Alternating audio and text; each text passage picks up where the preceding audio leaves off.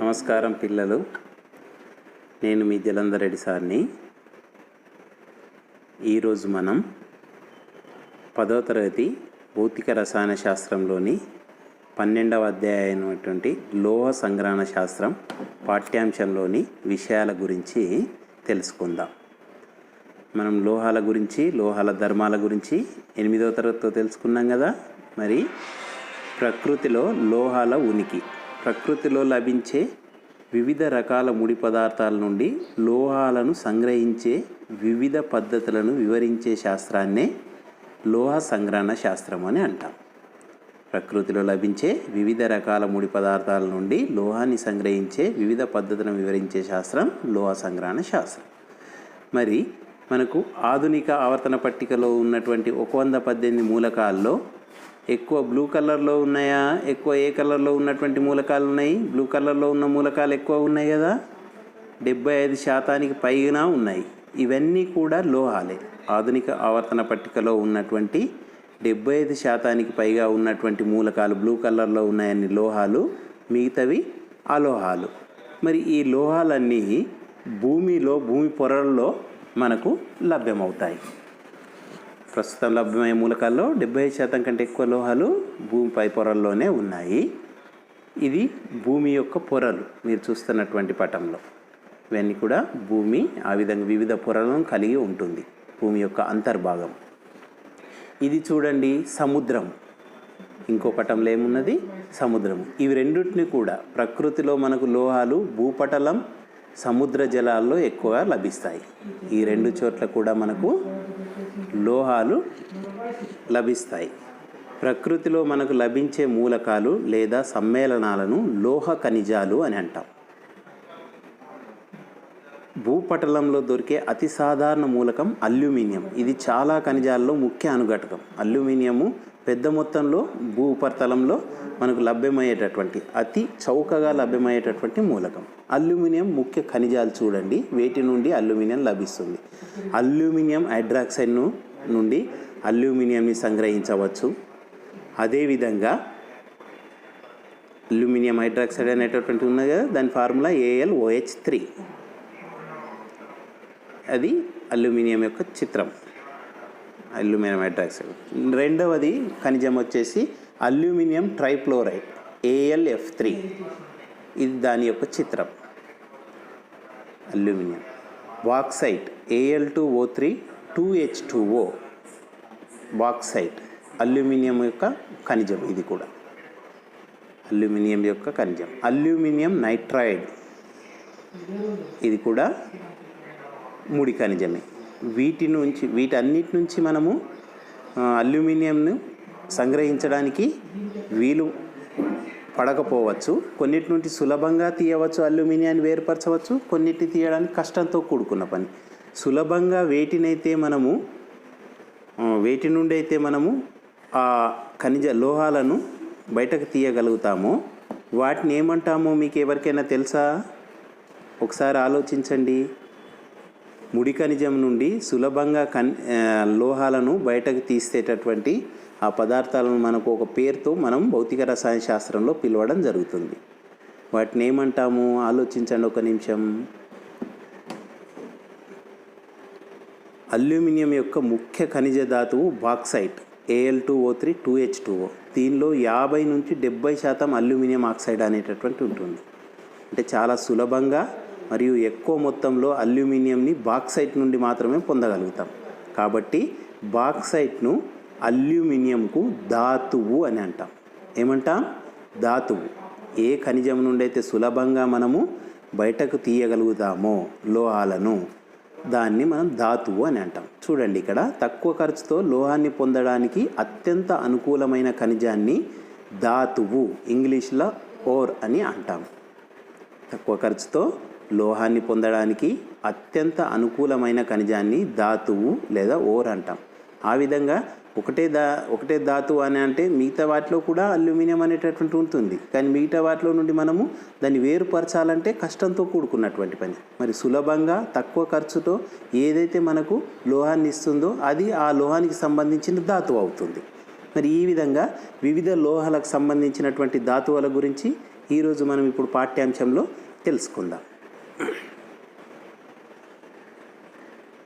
ధాతువు నిర్వచనం రాసుకోండి. తక్కువ ఖర్చుతో లోహాన్ని పొందడానికి అత్యంత అనుకూలమైన ఖనిజాన్ని ధాతువు అంటారని రాసేసుకోండి. ధాతువులు మరియు లోహాలు ఇప్పుడు చూద్దాం. ధాతువులు, లోహాలు.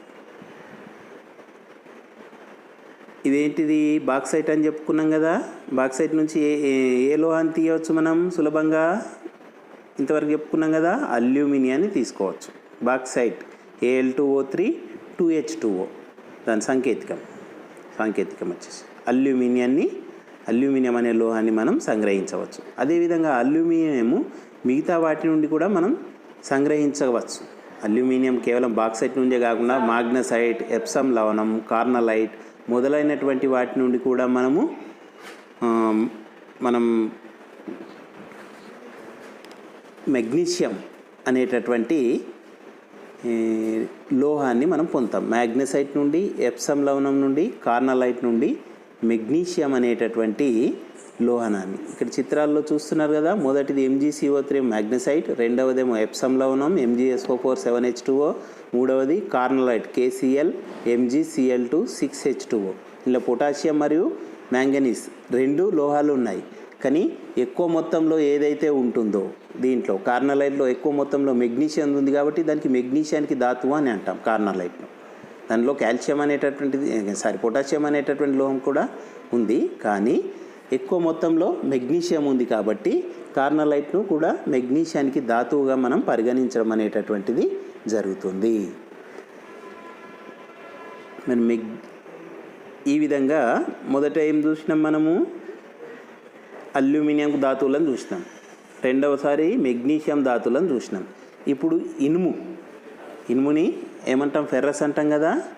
ఇనుము మరి ఏ ఖనిజాల నుండి అయితే సులభంగా లభిస్తుందో వాటి ఇనుముకు సంబంధించిన ధాతువులు అందాం.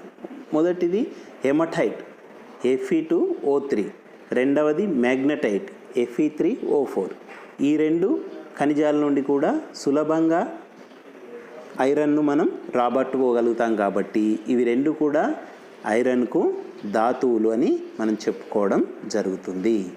హెమటైట్ నుండి కూడా మనం ఫెర్రస్ని రాబట్టవచ్చు, మ్యాగ్నటైట్ నుండి కూడా ఫెర్రస్ అనే లోహాన్ని రాబట్టవచ్చు. కావున ఇవి రెండు కూడా ఇనుముకి ధాతువులు అవుతాయి. ఒక్కొక్క లోహానికి ఒక్కొక్క రకమైనటువంటి ధాతువులు ఉన్నాయి కాబట్టి విడివిడిగా రాసుకోండి. ఇనుము, ఐరన్ దాన్ని Fe చే సూచిస్తాం. ఇనుము, ఐరన్, Fe చే. ఇదే ఇక్కడ ఒక చిత్రంలో చూస్తున్న అది ఏంటిది? ఎవరైనా గుర్తుపట్టిందా? దాన్ని మనం రాక్ సాల్ట్ అని అంటాం. దాన్ని ఏమంటాం? Rock salt. Sodium chloride. దాంట్లో నుండి మనం సోడియం అనే లోహాన్ని పొందగలుగుతాం కాబట్టి ఇది సోడియంకు ధాతువు అవుతుంది, రాక్ సాల్ట్ అనేది. అదేవిధంగా కాల్షియంకు చూడండి, జిప్సమ్ CaSO4 H2O. నెక్స్ట్ సున్నప్రాయి, కాల్షియం కార్బోనేట్, సున్నప్రాయి.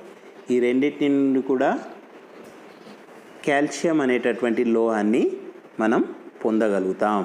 కాబట్టి జిప్సమ్ మరియు సున్నపురాయిని కాల్షియంకి ధాతువులు అని అంటాం. కాల్షియానికి ధాతువులు అని మనం చెప్పుకోవడం అనేటటువంటిది జరుగుతుంది. వాటి సాంకేతికాలను కూడా మీ నోటు పుస్తకంలో నమోదు చేసుకోండి, మీకు గుర్తుండిపోతాయి. ఇక్కడ చిత్రంలో ఒక స్టోన్ని చూస్తున్నారు చూడండి, దాన్ని జింక్ బ్లెండ్ అని అంటాం. దీని నుండి మనము అదేవిధంగా ఇది మనం కిచెన్ స్టోర్లో వేసేటటువంటి నాపరాయి లాగా కనబడుతుంది కదా, దీన్ని జింకైట్ అంటాం. ఈ రెండింటిని కూడా జింక్ బ్లెండ్ నుండి మరియు జింకైట్ నుండి జింక్ అనేటటువంటి లోహాన్ని మనం పొందుతాం కాబట్టి ఈ జింక్ అనే లోహానికి ఇవి రెండు ధాతువులు అవుతాయి.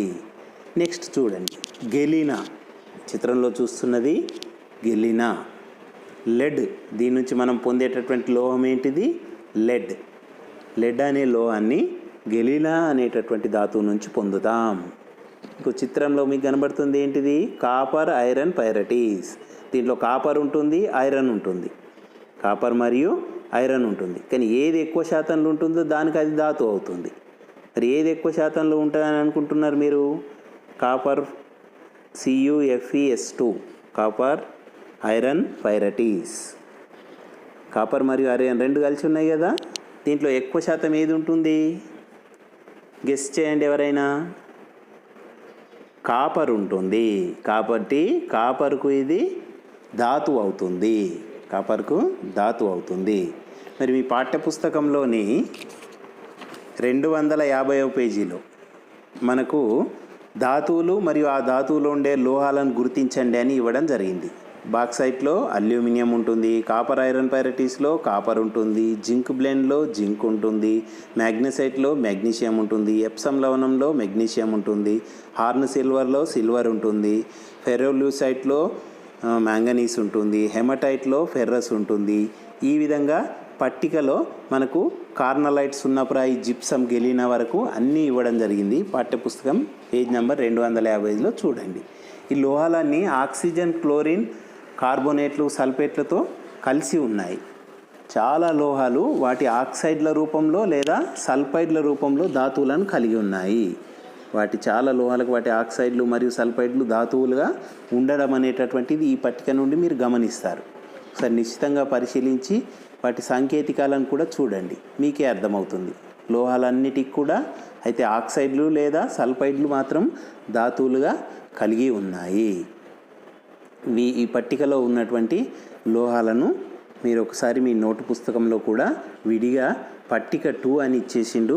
పేజ్ నెంబర్ 251లో వాటిని సల్ఫైడ్లు, క్లోరైడ్లు, కార్బోనేట్లు, సల్ఫేట్లుగా మరియు ఆక్సైడ్లుగా విభజించి రాయండి. ఇప్పుడు లోహాల చర్యాశీలత చూద్దాం. చూడండి, లోహాల చర్యాశీలత ఏవైతే ఎక్కువ చర్యాశీలతను కలిగి ఉంటాయో అవి దీంతో అంటే దాంతో చర్యలో పాల్గొని సమ్మేళనాల రూపంలో ఎక్కువ వాటితో సమ్మేళనాల రూపంలో లభిస్తాయి.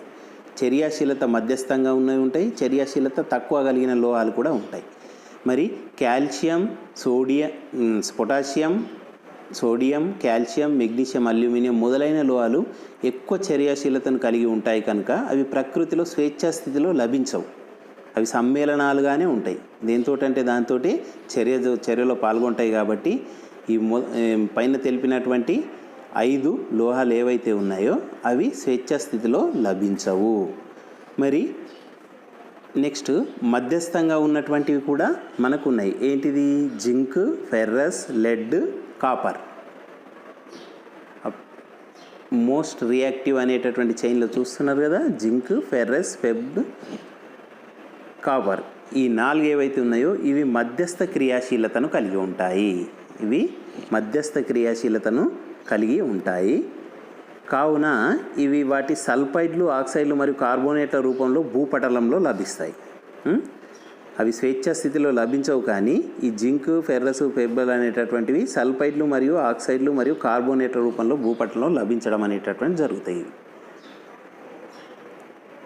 జింక్, ఫెర్రస్, లెడ్ మొదలైన లోహాలు మధ్యస్థ చర్యాశీలతను కలిగి ఉంటాయి కనుక అవి ప్రకృతిలో స్వేచ్ఛా స్థితిలో లభించవు. లభించినా కానీ అవి సల్ఫైడ్లు, ఆక్సైడ్లు, కార్బోనేట్ల రూపంలో లభిస్తాయి. అదేవిధంగా మనం బంగారం, వెండి చూస్తున్నాం.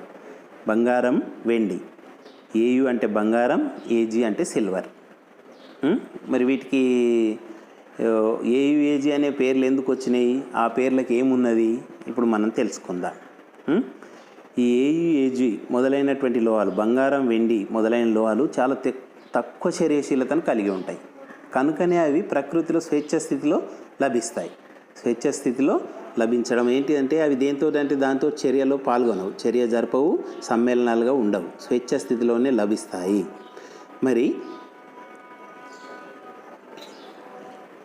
ఈ తక్కువ చర్యశీలత కలిగినటువంటి లోహాలు బంగారంకు ఏమని పేరు అని అప్పుడు ఆలోచించమని చెప్పాను కదా, ఆరం, దాన్ని ఏయుచే సూచిస్తాం. వెండిని అర్జెంటం, ఏజీసే సూచించడం, ఏజీ అనేటటువంటి సంకేతంతో సూచిస్తాం. ప్రకృతిలో ఇవి స్వేచ్ఛా స్థితిలో లభిస్తాయి. మొదటి 2 లభించవు కానీ ఇవి మాత్రం ఇవి ఏవైతే చెప్పుకున్నామో హెచ్జీ, ఏజీ, ప్లాటినం, ఆరం ఈ 4 అల్ప క్రియాశీలత కలిగినటువంటి కాబట్టి ఇవి ప్రకృతిలో స్వేచ్ఛా స్థితిలో మనకు లభిస్తాయి. ఈరోజు పాఠం అర్థమైందా పిల్లలందరికీ? మరి ఇంటి పని చేస్తారా? చేసుకురండి. ధాతువు అంటే ఏమిటి? ముడి ఖనిజము అనగానేమి? ఎక్కువ చర్యాశీలత లోహాలకు ఉదాహరణలు ఇవ్వండి. భూమిపై విరివిగా దొరికే లోహం ఏది? వీటన్నిటికీ సమాధానాలు రాసి నాకు వాట్సాప్ ద్వారా పంపండి. ధన్యవాదములు.